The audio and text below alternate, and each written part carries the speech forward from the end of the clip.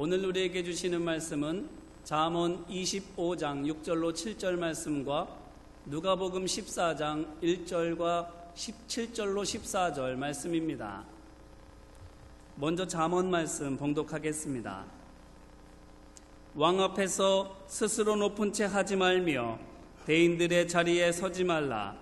이는 사람이 내게 이리로 올라오라고 말하는 것이 내 눈에 보이는 귀인 앞에서 저리로 내려가라고 말하는 것보다 나음이니라. 아멘. 이어서 누가복음 말씀입니다. 안식일에 예수께서 한 바리새인 지도자의 집에 떡 잡수시러 들어가시니 그들이 엿보고 있더라.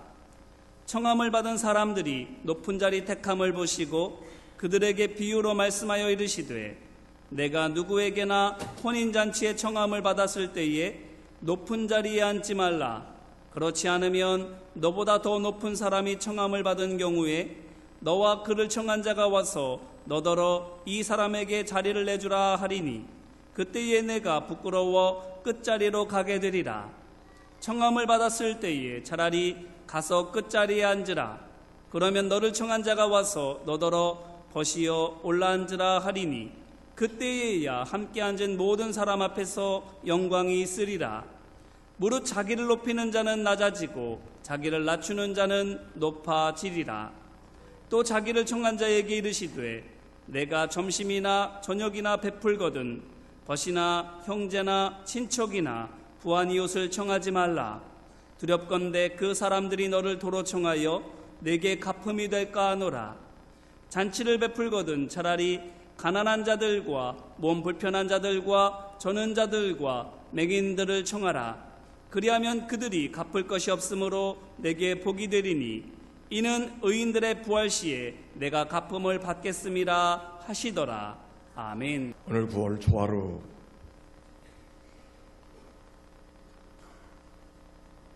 더운 여름을 보내고 맞이하는 이 가을, 하나님의 은혜와 축복이 모두에게 함께 하시기를 축복합니다. 천고마비의 계절이라고 그러는데 왜 내게는 이렇게 선물이 없을까? 아니, 하나님이 이 계절로 우리 모두에게 선물을 주십니다. 우리 옆에 사람과 인사합시다. 사랑하고 축복합니다. 예배 시간에 들어오면서 보셨지만 카페에 간판이 달렸습니다. 조이홀. 연치놀이라고 하는 이름이 익숙한 이름이긴 하지만 그러나 교회 새로움을 위해서 이름을 개명하는 것이 좋겠다고 하는 관리부의 의견이 있었습니다. 남선교를 통해서 후보자들 12개가 모아지게 되어졌고 몇 사람이 정하는 것보다 온 교회가 같이 정하는 게 좋겠다 싶어서 교구별 톡방을 통해서 공개 투표를 하였습니다. 사실 내심 저는 카페 베데스다 이게 어떨까 이런 생각 거기다 표를 던졌습니다. 저도 한 표니까 제 아내까지 2표 던졌습니다. 근데 그게 채택이 안 됐습니다. 여러분이 원하는 건 카페 조이, 거기에 홀이라고 하는 이름을 붙여서 조이 홀이 됐습니다. 근데 나중에 생각해 보니까 이 이름이 참 좋구나 그런 생각이 들었습니다. 여러분, 우리가 어디 살고 있죠? 연희동. 연희동은 이어질 연 기쁠희입니다. 기쁨이 이어지는 마을에 우리가 살고 있어요. 근데 이게 매우 성서적이에요. 항상 네, 저희 연희동 말씀이에요. 항상 기뻐하고 항상 기쁨이 이어지는 그런 삶의 자리가 우리가 살아가는 삶의 자리인데 뜻밖에도 우리가 새로운 커피홀을 준비하면서 그 정신을 잘 이어간 아주 성서적인 또 필요하고 적절한 이름이 되어졌다 그렇게 생각합니다. 우리가 아는 대로 커피라고 하는 건 음료가 아니잖아요. 우리 목마르니까 커피 한잔 하러 가자 그런 사람 있어요? 그런 사람 없어요. 커피 한잔 합시다 하는 얘기는 목말라서가 아니라 이야기하고 싶을 때, 대화하고 싶을 때, 말 나누고 싶을 때, 뭔가 생각을 주고받고 싶을 때 커피 한잔 하자고 이렇게 말합니다.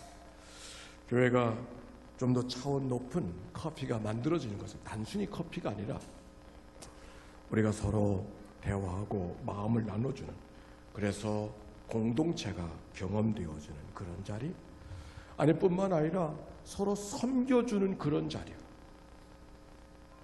그런 자리가 되어져서 사랑의 공동체가 경험되어지는 그런 자리. 아니, 친구들을 교회로 데려와서 같이 나누고 싶은 그런 자리.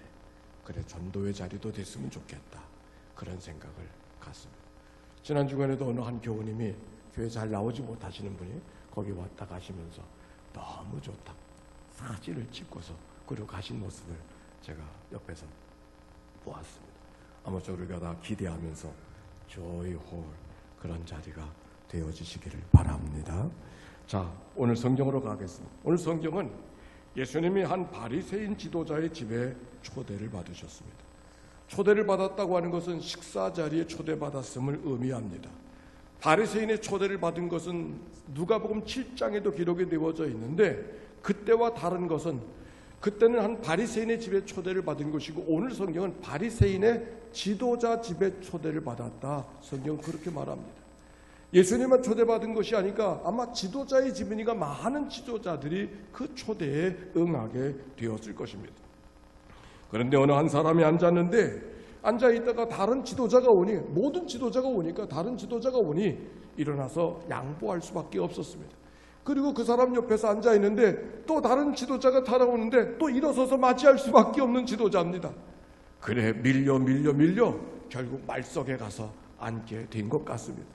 그것을 물끄러미 바라보고 있던 예수님께서 하시는 말씀이, 차라리 먼저 끝자리 가서 앉지, 그러면 자기도 좋고 다른 사람에게도 영광을 받을 수 있지 않겠는가, 이렇게 이야기하시면서 하시는 말씀, 오늘 성경 누가복음 14장 11절 말씀 다 펴셨나요? 같이 한번 읽어봅시다. 시작. 무릇 자기를 높이는 자는 낮아지고 자기를 낮추는 자는 높아져. 다시 한번 읽읍시다. 시작. 무릇 자기를 높이는 자는 낮아지고. 여러분, 이 말씀이 무슨 말씀인지 설교하지 않아도 다 아는 말씀이에요. 이걸 어떻게, 이 말씀의 주제는 설교. 그래서 오늘 제목이 겸손이라고 하는 그런 제목입니다. 우리가 평생 예수 믿으면서 씨름하는 삶의 과제가 뭔가 겸손이죠. 그러나 겸손이 그렇게 쉽지는 않습니다. 오늘 말씀처럼 자기를 높이는 자가 낮아지고 자기를 낮추는 자가 높아진다고 하는 말씀을 주고 계시는 이야기는 겸손이 저절로 만들어지거나 결코 아무 원하는 대로 마음대로 살아갈 수 있는 일이 아니라고 하는 것을 말씀이 이미 우리에게 이야기하고 있는 거죠. 여러분의 삶은 어떻게 살아가고 있는지요? 제가 겸손의 문제를 크게 다가왔던 시간은 신학교에 들어갔었을 때 얼마 후였습니다. 신학 개론 시간이었던 것 같습니다. 교수님이 이렇게 말했습니다. 인간의 원죄가 무엇인가? 교만이 죄라고 하는 것이었습니다. 사회적인 범죄나 도덕적인 계율을 어기는 것을 죄로 생각하는데 교만, 태도가 죄라고 하는 이 이야기. 에덴 동산의 아담을 보라고 선악과 먹지 말라고 하는 따먹었기 때문에 죄가 아니라 하나님과 같이 되어보려고 하는 그 마음이 죄라고 이야기하면서, 이건 어떤 사람만이 갖고 있는 것이 아니라 모든 사람이 갖고 있는 문제이기 때문에 원죄라고 이야기한다고 이야기하면서, 아하, 원죄라고 하는 것이 어떤 잘못을 저질렀던 어떤 대체적인 그런 잘못이 아니라 마음의 태도, 그것이 바로 원죄로구나 하는 생각을 갖게 되었습니다. 그리고 내가 무엇을 갖고 씨름해야 될 것인가를 생각하게 되어졌어요. 왜냐하면 그때까지는 어떤 생각이 갔는가? 신학교를 갔어요. 어떤 생각이 들겠어요? 어떻게 하면 설교를 잘할까? 어떻게 하면 살아가면서 살 수 있을까? 어떻게 하면 성경을 잘 가르칠 수 있을까? 이것이 내 삶의 과제인데 그게 과제가 아니라는 거죠. 어떻게 하면 겸손하게 살아갈 수 있을까? 겸손에 대한 생각을 처음 가지면서 내 마음속에 가졌던 생각은, 그래, 겸손하게 살자. 낮추면서 살아가면 되겠구나. 고개를 숙이면서, 허리를 굽히면서, 목소리를 낮추고, 그리고 애써 자랑하지 말고 그렇게 살아가면 되는 것이 아닌가, 그런 생각. 예수님이 하늘의 보좌를 모르시고 사람의 몸을 입고 종의 형체로 이 땅에 오신 것처럼 자기를 비워서 자기를 낮은 자리를 찾아가는 것이 마땅히 겸손히 살아가야 될 삶의 과제로구나. 누가 가르쳐주지 않아도 제 안에 있었던 생각이 옳습니다. 그러나 쉽지 않았습니다. 외면적으로 고개 숙임은 겸손한 듯 보이는지 모르지만, 그러나 그것이 제 속마음은 아니었기 때문에 그렇습니다. 어느 내 마음속에 높아지고 싶은 마음, 드러내고 싶은 마음, 자랑하고 싶은 마음이 저 속에서 아주 심하게 꿈틀거리고 있는 것을 보면서 이게 뭔가 이런 생각이 들었습니다. 그래서 다음에 주어진 생각은 다른 생각이 있어요. 그래, 애써 숙여지지 않은 고개를 숙이려고 애써 낮추려고 하지 말고 내 옆에 있는 사람을 높여주면 되겠구나. 내가 애써 고개 숙여지지 않은 고개를 숙이려고 하지 말고 옆에 사람을 높여주면은 그 자리가 높아지면 내 자리가 낮아지니까 그렇게 하면 좋겠구나. 이런 생각이 제 생각 속에 들었습니다. 여러분도 한번 생각해보세요. 여러분도 여러분의 씨름은 어떤 씨름이었는지. 애써 겸손이 어려운 사람들은 애써 겸손한 척하지 말고 옆에 사람을 높여드리세요. 참 귀하다고, 참 예쁘다고, 참 귀하다고, 아주 재주가 많으시다. 사실 교회도 그런 교회가 되어야 되지 않겠습니까? 높여주는 교회. 이 교회가 부흥하는 거 간단해요. 새 가족이 들어오면 나보다 높여드리면 돼요. 저분이 나보다 예수 잘 믿겠구나. 저보다 교회를 더 잘하겠구나. 그런데 때로는 내가 알긴 뭘 알아. 이러면 끝나는 거예요. 높여주는 교회, 겸손한 교회죠. 그러면 저절로 교회가 그 자리가 만들어지는 거예요. 사실 한 가지라도 자랑이 없는 사람이 아무도 누가 있겠어요. 한 가지 다 자랑이 있죠. 내가 이 얘기를 하면은 이 생각이 늘 납니다. 제가 결혼해서 아기를 낳는데 그 아이가 참 신기한 거예요. 왜냐하면 그 아기가 제가 손가락 끝에 손가락이 G형입니다. 이렇게 꼬부러졌어요. 근데 그 아기가 나하고 똑같이 생겼네. 얼마나 신기한지. 이걸 안 닮았으면 좋겠는데, 왜냐면 이게 손가락이 구부러진 피아노가 안 되지. 어렸을 때부터 피아노를 쳤는데 이게 잘 안 되더라고. 그 자판하는 것도 좀 어렵고. 이걸 안 닮았으면 좋겠는데 닮지 말라는 걸 닮았어요. 근데 참 신기한 게 어쩌면 왜 이렇게 닮았을까? 근데 아이가 태어나면 나 다 예쁜 줄 알았는데 예쁘지가 않은 거예요. 태어나자마자 그런가 보다. 조금 시간이 가면 예뻐지겠지. 근데 일주일이 가고 열흘이 가도 안 예뻐지는 거예요. 그래서 그리고 내 아이니까 어떻게 하겠어요. 근데 우리 교회에, 우리 집에 저희 장로님이, 여자 장로님 한 분이 오셨는데 저희 신방처럼 오셨어요. 근데 그 장로님께서 참 아이가 귀엽다 그러시면서 한마디 하셔야 되는데 할 말이 없었나 봐요. 근데 그가 하는 얘기가 이런 얘기예요. 그 녀석 발가락이 참 예쁘다 그래. 세상에 이해가 돼. 내가 봐도 아무 데도 이쁜 데가 없어. 근데 발가락만 이쁘다 그러는 것이죠. 아무리 예쁘지 않아도 발가락이 예쁠 수 있겠구나.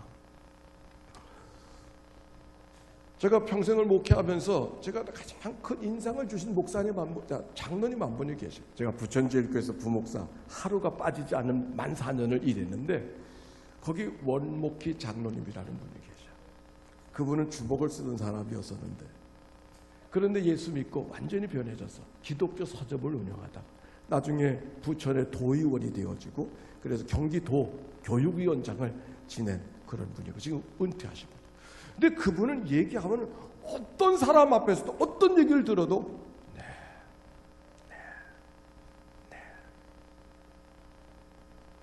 어떤 사람은 얘기하면 다 들어보기도 전에 이런 사람이죠.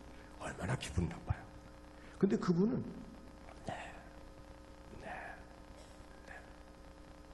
난 사람 앞에 설 때마다 늘 그 장로님이 생각. 이렇게 얘기를 들어야 되는 거. 혹시 생각이 다른다 할지라도 다 들어본 다음에 고개를 끄덕끄덕 하다가 맨 마지막에 그것도 한참 텀을 놓고 그 다음에 당신 얘기를 그럴 수가 있고 다른 사람을 높여준다는 것이 얼마나 쉽지 않은지 생각해 보게 됐어요. 그렇게 다른 사람을 높여주면서 내 간의 겸손의 삶을 살아보려고 노력하지만 그러나 그 겸손이 다 해결된 것도 아니에요. 내가 생각지도 않았던 말들을 고개를 끄덕이기는커녕 편한 얼굴로 그들을 얘기를 들어주는 것조차도 쉽지 않은 자신을 발견하기 때문에 그렇습니다. 더욱이 자기를 낮춘다고 말하지만 불쑥불쑥 내 안에서 스스로를 높여주고 싶은 마음, 자랑하고 싶은 마음이 불뚝불뚝 나오는 그 마음이 숨길 수가 없기 때문에, 내가 뭔가 무시받는 것 같을 때, 뭔가 자랑하고 싶은 마음이 들었을 때, 과장하고 싶은 그런 마음, 아무도 나를 알아주지 않는다고 할 때 그 기회를 놓치지 않으려고 하는 그런 마음, 그래가지고서 어찌 주님을 닮아간다고 이야기할 수 있을까라고 하는 성령을 통한 자책이 내 마음속에 감출 수가 없었기 때문에, 더욱이 낮추는 것이 높아지려고 하는 근본적인 욕구라고 생각해 본다고 하면, 이게 정말 주님이 기뻐하는 걸까? 라고 하는 생각이 내 마음속에 작용하게 되었습니다. 그러던 어느 날이었습니다. 참 겸손이라는 것이 쉽지 않구나. 이것이 삶의 숙제고 과제고. 그런데 영적 훈련과 성장이라고 하는 리차드 포스터의 책 한 권 읽다가 겸손이라고 하는 장을 읽어가는 중이었었어요. 리차드 포스터는 이렇게 말합니다. 사람은 본래 아무리 겸손하기를 원한다 할지라도 근본적으로 겸손할 수 없다. 왜? 뿌리가 교만이기 때문에 근본적으로 겸손할 수 없다. 오히려 내가 이만큼 예수 믿었으면 참 요즘 겸손해졌지, 저만큼 예수 믿었으니 난 이만큼 겸손해진 거 아닌가, 이 생각 자체가 자기가 얼마나 교만한가를 이야기하는 거라고. 왜? 겸손하려고 하는 마음이 없으니까. 나는 그 얘기를 들으면서 그 말이 얼마나 은혜가 되어졌는지 모르겠어요. 내 힘으로 뭔가 겸손을 지어보려고, 내 힘으로 뭔가 겸손을 만들어보려고 하는 내 모든 노력들이 다 부질없는 것이로구나, 그거 다 부끄러운 일이었구나 라는 생각을 하니까 오히려 부끄럽다는 생각보다 내 마음이 편해졌어요. 왜? 내 힘으로 할 수 없는 거니까. 그러면서 리차드 포스터는 이렇게 말합니다. 그러면 사람이 언제 겸손할 수 있는가? 어떻게 겸손할 수 있는가? 그가 한마디로 말합니다. 자신이 얼마나 교만한가를 아는 사람만 겸손으로 들어갈 수 있는 길목에 서는 거라. 자기가 얼마나 교만한 거를 아는 사람만이 비로소 자기가 겸손해질 수 있는 길목, 아니 그래서 겸손해진 게 아니고 겸손해질 수 있는 길목이 있는 거라.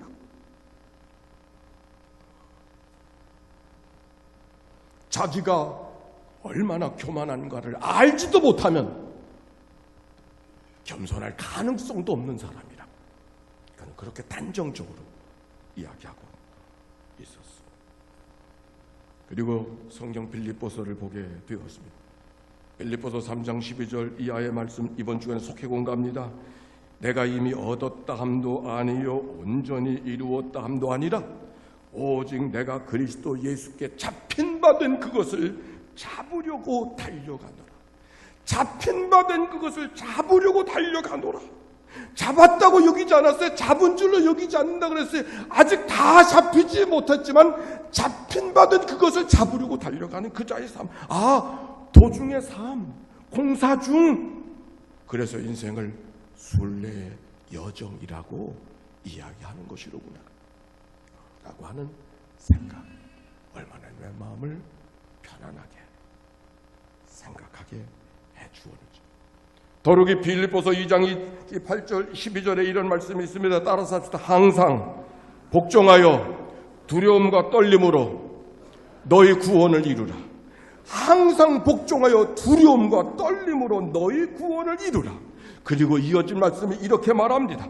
너희 안에 행하시는 이는 하나님이시니 자기의 기쁘신 뜻을 위하여 너희에게 소원을 두고 행하게 하시나니.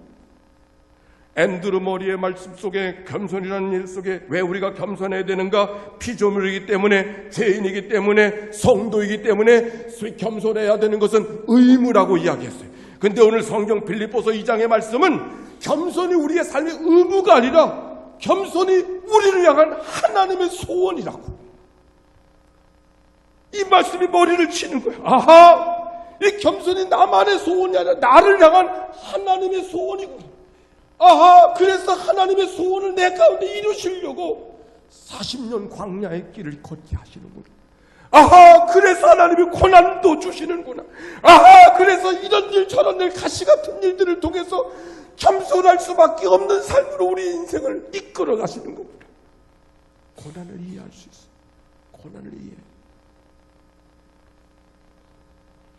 이제까지의 겸손은 나의 씨름인 줄 알았는데 오히려 그 씨름이 나만의 씨름이 아니라 하나님이 나를 향한 하나님의 소원이라고 하는 이 말씀이 얼마나 귀하게 들려졌는지.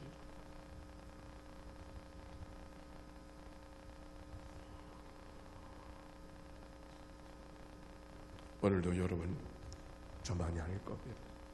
적어도 예수를 평생 믿는 사람들은 어떻게 하면 겸손할 수 있을까? 아마 여러분의 과제일 거예요. 그러니 여러분 걱정하지 마세요. 오히려 여기 성경의 말씀처럼 여러분이 겸손하게 살아가는 거 여러분만의 노력이 아니고 여러분을 향한 하나님의 소원인 것을 기억하고 그 주님의 은혜를 구하면서 걸어가는 자의 삶이 되시기를 바랍니다. 그래서 내가 하나님 앞에 얼마나 죄인인가를 정직하게 성찰하고 내가 얼마나 교만한 사람인가를 정직하게 성찰하고 은혜를 구하고 내 힘으로 할 수 없으니까 그분의 은혜를 구하며 살아가는 그런 하루하루, 그것이 오늘의 삶이 되어지는 것. 그게 믿음의 삶. 잡은 줄로 여기지 않고 얻었담으로 여기지 않고 잡힌 바 된 그것을 잡으려고 달려가는 이 믿음의 여정. 거기에 우리 여러분과 제가 있는 거죠. 그런데 오늘 다시 읽어진 말씀 누가복음 14장 13절 이하의 말씀입니다. 너희는 사람을 청하되 벗이나 형제나 친척이나 부한 이웃을 청하지 말라. 두렵건대 도로 취하여 내게 가품이 될까 하노라. 잔치를 베풀거든 차라리 가난한 자들과 몸 불편한 자들과 저는 자들과 맹인들을 청하라. 그리하면 그들은 갚을 것이 없으므로 오히려 내게 복이 되리니. 이 말씀 속에 제가 하나 들려준 말씀, 하나님께서 어떻게 하든지 갚아주기를 원하시는 분이 하나님이시구나. 하나님 때문에 서러움 당하고 하나님 때문에 아파하고 하나님 때문에 잃어버리고 살아가는 사람들은 하나님이 결코 외면하지 아니하시고 갚아주시겠다.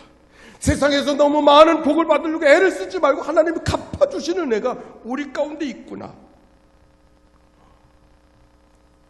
그런데 오늘 이 말씀이 갚아주실 먼 미래의 이야기만이 아니라 오히려 주님께서는 오늘도 갚아주시를 원하신 하나님이 내 아버지 하나님이라고 하는 말씀을 이 말씀 속에 듣게 되었습니다.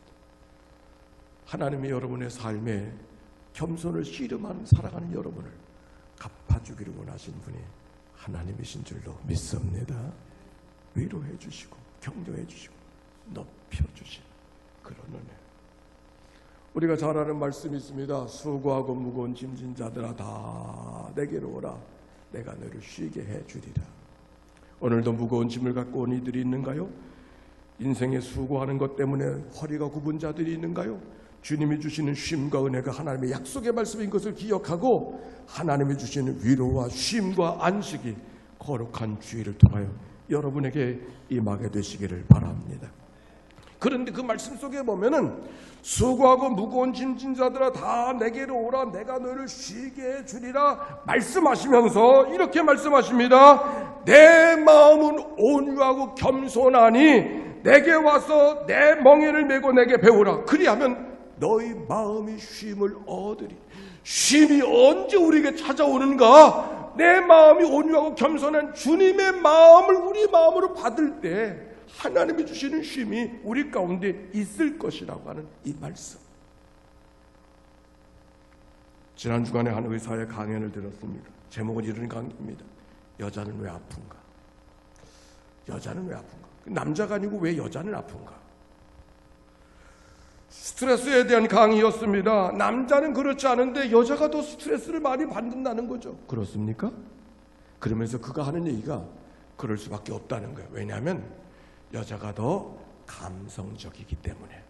스트레스라고 하는 것은 느낌인데 느낌이 민감한 사람이 스트레스를 더 받을 수밖에 없다는 거예요. 스트레스, 이 느낌이 없는 사람들은 스트레스 받을 일이 없어요. 그러니까 어떤 일이 생겨나는 게 중요한 것이 아니라 내가 감성적이고 더 감성이 민감한 사람이 되어주면 스트레스를 느낄 수밖에 없다고 이야기하면서 그 의사의 강연입니다. 그래서 여자들이 더 아플 수밖에 없다고 하는 그런 얘기였습니다. 저는 그 얘기를 들어가면서 오늘의 이 말씀을 생각하게 되었습니다. 왜 우리가 살아가면서 무거운 짐을 느끼고 수고를 느끼며 살아가는가? 여자들이 왜 더 수고하고 더 짐을 느끼고 살아가는가? 여자들이 더 똑똑해서 그렇구나. 여자들이 더 똑똑해서. 남자들은 덜 똑똑해서 별로 느끼질 않아. 근데 여자들은 똑똑해서 더 많이 느껴. 오늘 성경으로 말하면 어쩌면 하와의 마음 같은 그 마음이 그들의 마음속에 있기 때문은 아닐까. 사실 상처를 받는다고 하는 것은 상처가 없나 컸기 때문에 맺는 것이 아니라 내 감성이 풍부해서 같은 사건도 내게 다르게 느껴지는. 누가 상처받았다고 하면은 우리가 달리 생각하지 말고 감성이 풍부해서 그런가 보다. 혹시 내 안에는 그런 것은 없는가라고 자신을 돌이켜보는 그런 자의 삶. 잠언서는 말합니다. 사람의 마음의 교만이 멸망의 선봉이요 겸손이 존귀의 길잡이니라. 주님이 주신 말씀을 기억하고 오늘 우리의 삶이 낮은 데 처해서 하나님이 주시는 쉼과 은혜를 갖고 살아가는 자의 삶 얼마나 귀한가. 그런데 오늘 말씀을 전하면서 저의 고민은 또 다른 데서 만들어지고 있었습니다. 주님은 분명히 우리에게 겸손하게 살라고 말씀하시는데 겸손하고 살아갈 수 없는 이 사회, 경쟁 사회 속에 경쟁 없이는 살아갈 수 없는 사회, 더 높아져야 되고 미쳐야만 내 자리가 만들어지는 이 사회 속에 어떻게 이 겸손을 문화로 받아들이며 살아갈 수 있겠는가라고 하는 그런 고민. 우리가 사실 성장하면서는 이 겸손의 문제를 씨름할 겨를이 없었습니다. 입시 경쟁 사회를 살아오면서 남보다 더 좋은 성적을 내어야 되고, 그래야 남보다 좋은 학교를 가야 되고, 그래야만 칭찬이 되어지고, 그래야만 잘 교육받는 곳 생각되어지는 우리들의 사회 속에 겸손이라는 사실은 생각해 볼 겨를도 없었어요. 그저 잘난 체 안 하는 것이 겸손이겠지, 이런 정도. 그러나 성인이 되어져서 오늘을 살아가고 보니 정말 무엇이 지혜인가를 성경이 우리에게 이야기해주고 있는 것이죠.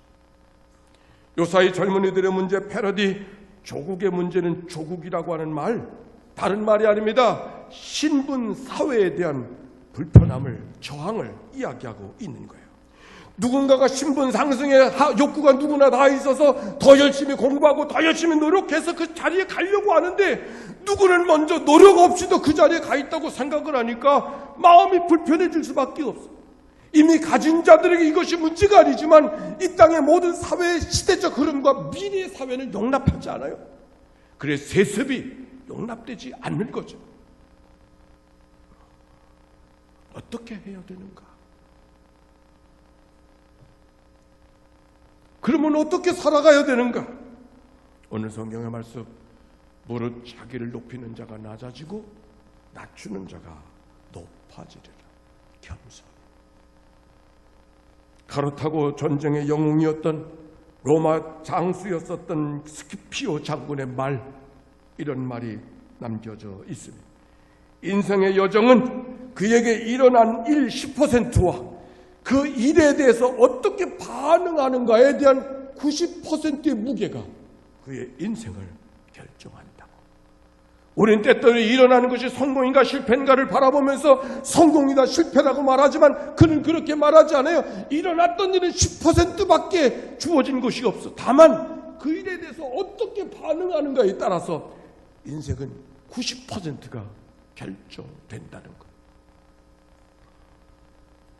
겸손이 지혜고 겸손이 복이라고 하는 이야기를 나누고 싶을 것이다.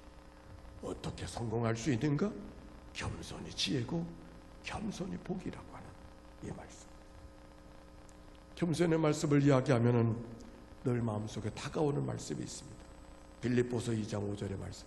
저를 한번 따라서 해주시겠습니까? 너희 안에 이 마음을 품으라. 곧 그리스도 예수의 마음이니. 너희 안에 이 마음을 품으라. 곧 그리스도의 예수의 마음이니. 이 말씀을 생각할 때는 어떻게 하면 나를 더 낮출 수 있을까?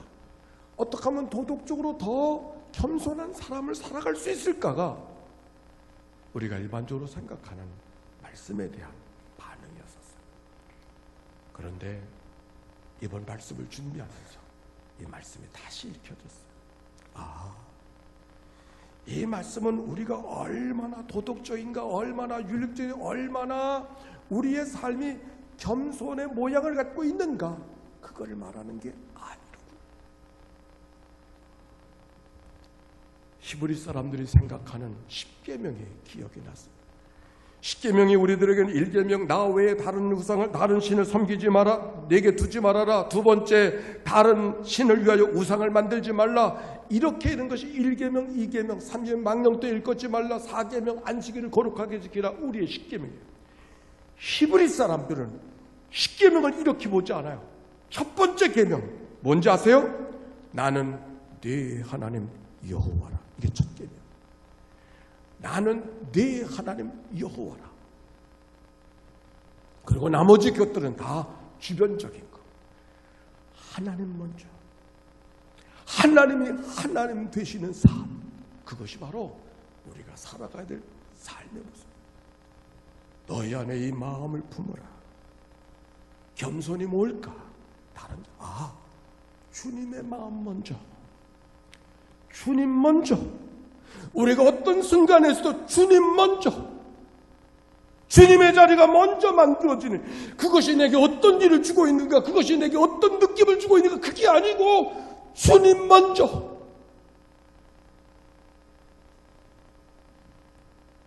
그래서 너희 안에 이 마음을 품어라 말씀하신 거로다. 조이홀이라고 그랬어요. 그 밖에도 대학생들에게 조이 미션 팀이 있습니다. 대학생 선교회 조이 미션. 그들의 조이는 이렇게 해석하고 있습니다. 조이, J, Jesus first, O, other second, why, you third. 예수님 먼저, 그리고 이웃, 그리고 내 자리. 그러면 내게 기쁨이 임하게 될 것이다. 기쁨만을 구하는 사람은 기쁨이 없습니다. 행복만을 구하는 사람은 행복이 없습니다. 우리의 살아가는 생활 속에 주님 먼저, 그리고 이웃 먼저. 그 이웃이 먼 데 있는 이웃이 아니고 내 남편, 내 아내, 내 자녀, 나보다 먼저. 그리고 내가 그 다음 자리. 그러면 그 가정이 기쁨이 넘치지 않겠어요? 그러면 그 교회가 기쁨이 넘치지 않겠어요? 그러면 그 자리가 기쁨이 넘치지 않겠어요? 조이의 비밀이. 헐. H는 대문자로 썼습니다. 왜 그런지 아세요? 우리가 서로를 섬겨주는 가운데 치료가 되기를 원하는 마음. 힐링의 H. Healing for all. Joy Hall. Jesus first. Other second. You third. Healing for all. 모든 이에게 힐링이 만들어졌습니다. 하나님의 교회가 새롭게 춤을 추는 아름다운 공간. 그리고 하나님의 교회가 우리 모두 가운데 있게 되시기를 주의 이름으로 축원합니다. 찬양합시다. 너희는 먼저 그의 나라와 그의 의를 구하라. 그리하면 이 모든 것을 너에게 더하시리라. 겸손히 주를 섬길 때 괴로우니 많으나 구주와 내게 힘 주소서.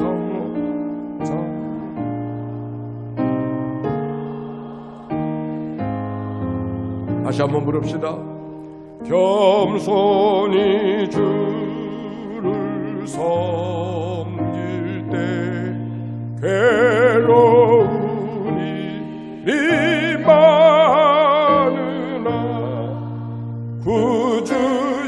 내게 힘 주사 잘 감당하게 하소. 인자한 말을 가지고 사람을 감화시키며 갈 길을 잃은 무리 자린하게 하소서.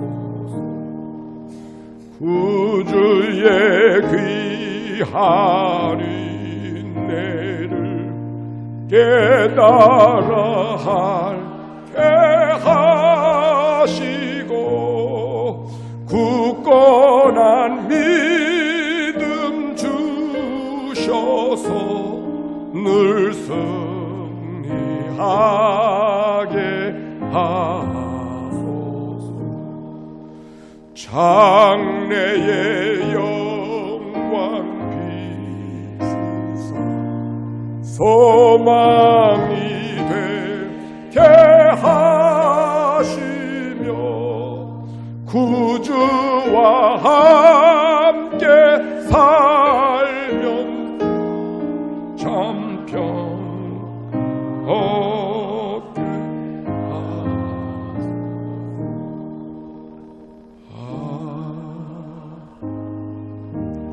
우리 함께 기도하십시다.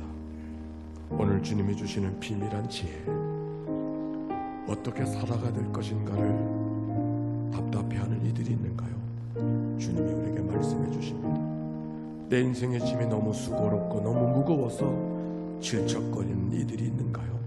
주님이 말씀해 주십니다. 내 마음이 온유하고 겸손하라고. 이것을 배우면 참된 쉼을 얻을 수 있을 거라고. 어쩌면 우리가 받는 상처들은 사건이 너무 커서만이 아니라 오히려 내가 용납하지 못한 내 마음 때문에, 내 생각 때문에 내가 더 큰 상처가 내 안에 있는 거 아닌가요? 우리 하나님 앞에 기도로 나가서는 이 아침이 되기를 바랍니다. 함께 기도합니다. 사랑이 많으시고 자비로우신 아버지 하나님, 오늘 주님께서 우리에게 겸손하게 하시며 그것이 주님을 닮아가는 삶이기 때문에 나를 향한 하나님의 소원이 바로 그것이라고 말씀해 주시는 주님, 때때로 이스라엘 백성들이 광야 40년의 길을 지나가게 하시고 마른 땅을 지나가게 하셨던 이유가 어디에 있음을 알게 하신 아버지 하나님, 때때로 가시와 더불어 씨름하며 살아갈 수밖에 없는 인생을 걸어가게 하신 뜻이 어디에 있는가를, 때때로 예기치 않았던 고통과 고난 속에 한숨과 탄식하며 살 때가 있음을 알게 하신 아버지 하나님, 우리의 부르짖음을 들으시고 오늘도 겸손하게 살게 하심으로 하늘에 갚아주신 은혜 속에 있기를 원하시는 하나님의 거룩한 은혜와 축복이 저들 가운데 임하도록 인도하여 주시옵소서. 하나님, 오늘도 이 아침에 나온 자의 백성들의 마음속에 주님 찾아오소서. 주님의 마음 우리가 배우게 하옵시고, 아니 주님 먼저, 주님의 마음을 먼저 생각하는 저희들 되게 해 주시옵소서. 내 감정, 내 감각들을 뒤로 내려놓고 주님의 마음을 먼저 올려놓는 그런 자의 삶, 그래서 하늘의 기쁨이 늘 가득한 그런 생활이 되도록 인도하여 주시옵소서. 주님 감사 찬양합니다. 영광받아 주옵소서.